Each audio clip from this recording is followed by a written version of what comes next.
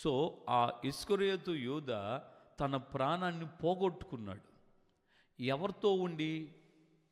యేసు ప్రభు ఎవరు, ఆయన యొక్క పరిస్థితులు ఏంటి, ఇవి మనం టాలీ చేసుకుంటా ఒకవైపు యేసు ప్రభువుని, ఒకవైపు శిష్య బృందాన్ని మనం చూస్తూ వచ్చినప్పుడు, శిష్యుల్లో 12 మంది కూడా అందరూ పర్ఫెక్ట్ ఏం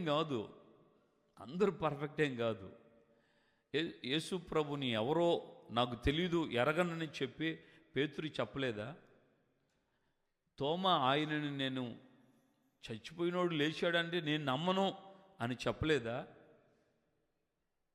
ఆయనతోనే తిరుగుతున్నా ఇంకా నాకు తండ్రిని చూపించు అని చెప్పిన ఫిలిప్పు లేడా? ఇలాగా మనం శిష్య బృందాన్ని గమనిస్తే వాళ్ళందరూ యేసు ప్రభుతో 3.5 సంవత్సరం తిరిగినా వాళ్ళలో